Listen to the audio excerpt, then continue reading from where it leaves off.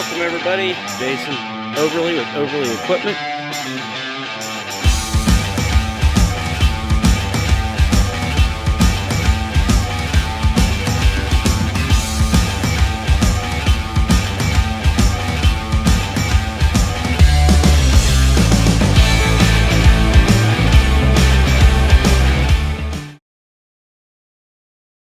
Hi again everybody, Jason Overly Equipment, www.fordjacobsentractor.com, and we've got a video of the 36-inch tiller for the LGT2 frames.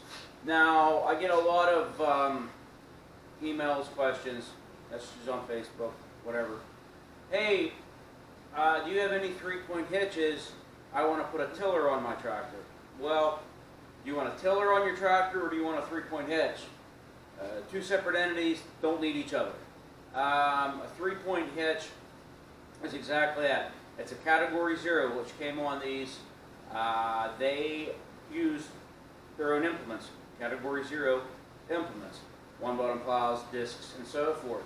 The tiller is its own entity. It does not need it. The only thing you need on the tractor is your rear PTO, the shaft. Like in our last couple videos with the LGT 145 we've been doing, has that long drive shaft alongside the tractor. You need that to run this. So we're going to do a little in-depth video today of this short video, not long, hit some of the basics and the highlights of it. So this is a 36-inch, as you can see, which is the most common one. They do make the 5-foot, it's 50-some inches. I have one, it's on our 165, look on the website. You'll see the Mini 96. I don't know if I have an up-to-date video on it with the extensions. I'm not sure. We will do one right before springtime, before we start plowing the garden up and tilling the garden up. So here it is. We'll do an in-depth video on it. And they've made the 5-foot tiller for basically the 195 in the Jacobsen 53-500 heavy duty. That's why you needed a 5-foot tiller, because they had the 36 from 72 all the way to 76, but 77, 78, 79, and 80. So you can only get the extension kit in 78, 79, and 80. My mistake, because that's when the LGT 195 came out. So you could get that 5-foot tiller for the 195 because it used the same tiller, it had the same transmission, the same rear end, it hooked up the same. So that's why you got that. I found an extension kit. Lo and behold, and I put it on my tiller on my 165, and I highly recommend a 165 or bigger, or the 195, because you need that extra horsepower to turn them tines, and you actually need a heavy tractor, because I tell you what, I have 26 12/12 Titans on the 165. I have 18-inch balloon tires on the front, and the tractor is pretty heavy wheel weights. The tiller will shake the living daylights out of that machine. It's a big tiller. It works it, that is for sure. There's no doubt about it. You definitely need a heavy machine with that 5-foot tiller. So that's probably why they put it behind the 195. The 165 handles it just fine. But then again, I have a garden that I plow, one bottom plow, spring and fall. And you can't take a tiller, and that's another thing, you cannot take a tiller on virgin ground. It won't happen. Especially in western Pennsylvania. It's hard. It won't happen. You're just going to beat yourself up, beat the tractor up, and you're going to break chains in the tiller, which I've seen many people do, because you need a one-bottom plow, you plow in the fall, and then you rototill in the spring, or you can plow in the spring again, and then rototill. You don't rototill virgin. Now, I know there's compacts and there's bigger tractors that, I can till virgin ground. Congratulations, great, that's good. Not these machines, so you're not going to do it. The tiller will just sit on top of the ground and bounce. Maybe in Florida, maybe where you got some sandy, loamy, looser soil, maybe. But here in PA, you got a one-bottom plow every time. So just some tips and ideas for you guys. But we're going to do an in-depth video on this tiller. So hang in there.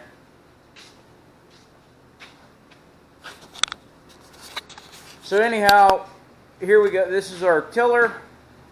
It's a 36 inches. You can see this lift bar attaches to your implement lift, and this is the hitch I was telling you about. It's not a 3-point. It's just the hitch for the tiller. That's exactly all it is. It comes with the tiller, and that's the end of it. Now on this, here's your universal joint, which hooks into your rear PTO. Now on R145 specific, it has a snowblower with the other end of this U-joint, where it slides into, the slip joint, or the slip yoke as you want to call it. It's already on there. So this tractor, when this goes with the 145, which it'll sell all together, you'll take the snowblower off, because you're not going to use the snowblower and the tiller at the same time, and you would use that slip yoke and put it on the rear PTO. They're interchangeable. Just that. Now this shaft here is actually longer than the snowblower, so you need the short part, the female end, so to speak, for this. So it sort of does hook up like a 3-point in a way, because you got your top rock shaft, so to speak. And if you've seen remember the other video on the 145, that top bracket and that other link, that would slide into here. So it does work like a 3-point, but you do not need a 3-point for this. So this tiller, we serviced it all. It's ready to go. It spins, it turns, everything. It's pretty unique in a way, because I've only caught wind in a catalog of the mud flap that goes on the back. I call it a mud flap, but it's just a dirt and stone deflection shield made out of rubber. It's pretty neat. I've only seen them. That's the first one, and it's not even there, but it's just pretty neat that it's there. So they're pretty simple to implement. This gearbox is a 90-degree gearbox, as you can see, and you take these 4 screws out, pull the cover off. There's a gasket in there, but be mindful not to rip it or tear it, but you can just use gasket maker if you do. And then you just hand pack that gearbox full of grease, and that's the end of it. It's really simple. Now this one's a little rusty, but you know, I didn't have time to pressure wash it and clean it all up, because, well, the weather outside is just, 30 degrees. But the bearings and everything are tight in this machine. If you ever have one of these, and this whole assembly, shaft assembly rocks back and forth, you're going to have to replace these bearings down in here. I haven't, they're a standard bearing. The last time I completely redid one, I ordered the bearings online, but I'm pretty sure you can get them anywhere. I know you can get the chains from, say, Tractor Supply or Rural King, because there's 2 chains in here that run around here, and they're just roller implement chains. There's nothing. I think they're 3/4 inch. I can't remember. It's been a while since I had one apart. Been years, but I think I just got them at a local supplier. But anyhow, when I was telling you about the extension kit for the 5-foot tiller, or to convert this to a 5-foot tiller, you would take this panel off, this one here, pull these bolts off, and then you would slide another bar and tiller set, which about this length of, about a foot is what it is, but it sort of resembles this in a way, but has a flange on it that would go inside here, then a pin through this hole here, and that would be your extension. And then they gave you sheet metal just like this that would bolt into these places to extend it out and cover it all. So that's really what all it was an extension kit. So basically, there you would have a 36-inch tiller, and all it did was make an extension kit. Now, if any of you guys are Simplicity guys, you're probably going, hey, that tiller looks awfully familiar. And you're right. Simplicity used the same tiller, but they didn't have this great big gearbox on it. They had a big pulley on it and a different bracket and everything else. So you could get a Simplicity tiller for parts, I would say, for yours, but that's about the extent of it, because the bracket was different, everything was different. Basically, the only thing that was the same was the case and this tin work for it, really. You could probably buy one, find one cheap, and make your own 5-foot tiller, a generic set, which is very possible. Then you would have a 5-foot tiller. But like I said, I highly recommend a bigger tractor. Anything 165 or a 195 would work. A 145 is pushing it because it will bog the motor down. Trust me, I know for a fact that it will. And then what happens is that you start slipping the PTO belt and everything else, because there's a PTO belt on the front, you know, to run your rear PTO, it'll start slipping. So you got to be mindful when you add any load to any type of equipment and what it'll do. But anyhow, it does have the original drive shaft universal guard, which is pretty good. A lot of them are missing.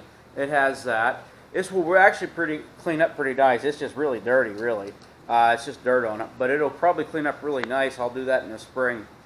But anyhow, guys, thanks for watching these videos. Thanks for checking them out. I hope you're learning something, because I learn something new every day. That's why I make the videos, to help you guys. Helps myself too, helps me remember, helps me keep in touch with this stuff. So I learn almost as much as you guys do when I'm making these videos. So if you like these videos, hit the subscribe button. You know, hit the like button, the little thumbs up video and all that good stuff. If you have any questions, please feel free to email me. I'll help you with what I can. If you need parts or guidance or whatever you have, just let me know. We're going to probably do some more videos. Like I said, the weather is just horrible right now to get anything in and out of the sheds behind the garage and the property. It's just everything's mud and just, yeah, you know, Western Pennsylvania weather. So anyhow, hit the subscribe button, hit the like button, guys. And if you have any suggestions for a video, you want to see something in particular, let me know, because right now I'm doing this tractor for a customer, and it's a part we're rebuilding a motor for it. And in fact, we are actually going to swap frames. We decided that it'd be easier because the previous owner had a loader on this, and the axle's been gummed up, welded up, just everything has been just the previous owner, prior to this customer getting it, it's just been worked hard. And I suggested, he got extra brackets welded on, and I said it's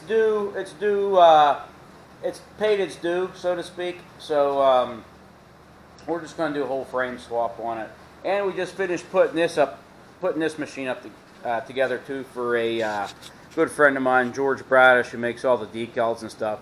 So we got to finish detailing this. I'm going to have my daughter detail it. She's really good at that.